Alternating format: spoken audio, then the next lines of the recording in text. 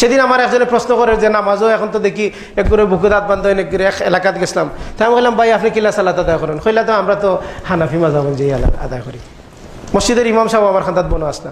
আমি বললাম অবশ্যই না, আপনি মাযহাব অনুযায়ী সালাত আদায় করিয়া আপনি সালাতের আল্লাহর কাছে গ্রহণযোগ্য করতে পারতেন না।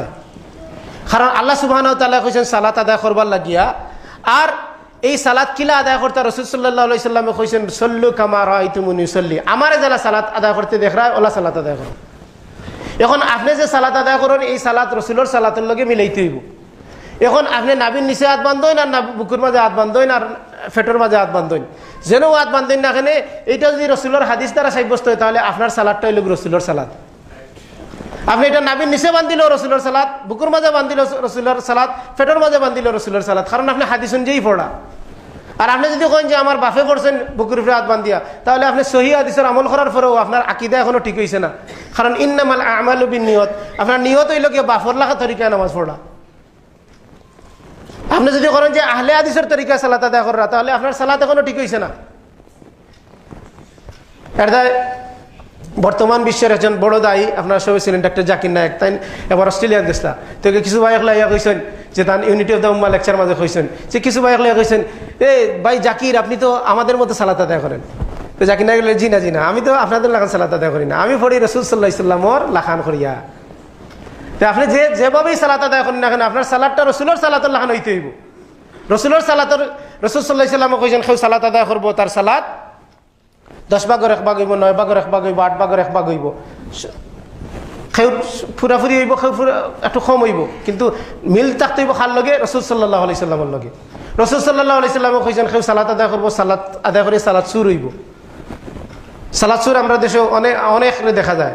সালাত সুর মানে কি তার রুকু সিজদা চুরি করা। রাসূল সাহাবায়ে কেরাম বললেন ইয়া রাসূলুল্লাহ সালাত একবার চুরি করার বিষয় নেই, কইলা সালাত চুরি লগিয়া যে রুকু সিজদা চুরি করে। আমরা কিছু মানুষের দেখা যায় যে সুন্নত নফল নামাজ পড়ে এক তসবিও পড়া যায় না, খালি খফাল লাগায় আর খফাল লাগাইছে না আখো লাগাইছে না উঠি যায়, এটাই লাগে সালাত চুরির নামাজ। আল্লাহ রাসূল সাল্লাল্লাহু আলাইহি ওয়াসাল্লামের সামনে এক ব্যক্তি 3 বার সালাত আদায় করছেন। আল্লাহ রাসূল কইছেন যাও তুমি নামাজ পড়ছো না, ইরজি সাল্লি ফা ইন্নাকা লাম তুসাল্লি, তুমি ফিরিয়া যাও, তুমি সালাত আদায় করো, তুমি তো সালাত আদায় করো নাই। কি অর্থ যে তার সালাত রাসূলের সালাতের লগে মিলছে না, তার সালাতের যে রুকন আরকান আছে আরকান আদায় হইছে না। এতে আপনি যেভাবেই সালাত আদায় করেন না কেন আপনার সালাত রাসূলের তরিকায় হইতে হইব। রাসূল সাল্লাল্লাহু আলাইহি ওয়াসাল্লামের তরিকায় হইলি, রাসূল সাল্লাল্লাহু আলাইহি ওয়াসাল্লামের পদ্ধতি হইলে হয়তো এন খৈরা ও হাদিস সহি, এন খৈরা ও হাদিস সহি, এন খৈরা যে বুকুর উপরে হাত বান্ধার সহি, এন খৈরা নাবির নিচে হাত বান্ধার সহি, এন খৈরা ফেটো হাত বান্ধার সহি, এগুলো ইখতিলাফ আছে।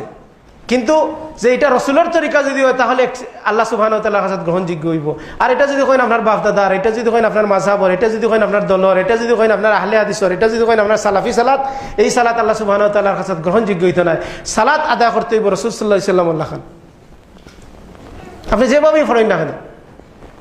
এতে হইব আল্লাহ সুবহানাহু ওয়া তাআলা সূরা মুহাম্মদর 33 নম্বর আয়াতে আল্লাহ সুবহানাহু ওয়া তাআলা কইছেন ইয়া আইয়ুহাল্লাযীনা আমানু আতিউল্লাহ ওয়া আতিউর রাসূল ওয়ালা তুবতিলু আমালাকুম। হে ঈমানদারগণ তুমি তাই আল্লাহর আনুগত্য করো, রাসূলের আনুগত্য করো, আর তোমাদের আমল সমূহরে নষ্ট করিও না। সম্মানিত উপস্থিতি, আপনি যে আমলটাই করেন না কেন এই আমলটা যেন রাসূল সাল্লাল্লাহু আলাইহি সাল্লামের তরিকায় হয়। রাসূল সাল্লাল্লাহু আলাইহি সাল্লামের সবথেকে ভালো করে যারা মানছেন তারার তরিকায় হয়। সবথেকে ভালো করে খারাপ মানছেন সাহাবায়ে কেরাম রাদিয়াল্লাহু আনহু আজমাইন। আপনার যে কোনো আমল যেন, যে কোনো ইবাদত যেন সালফে সালেহিন, তাবেইন, তাবে তাবেইন, আইম্মায়ে মুজতাহিদিন, ইমাম আবু হানিফা, ইমাম শাফি, ইমাম মালিক, ইমাম আহমদ বিন হাম্বল, তারা যেভাবে কইছেন যে তারা সবে এক কথা কইছেন, সবার বক্তব্য একই বক্তব্য যে রাসূল সাল্লাল্লাহু আলাইহি ওয়াসাল্লামের তরিকাই হইল আপনার তরিকা।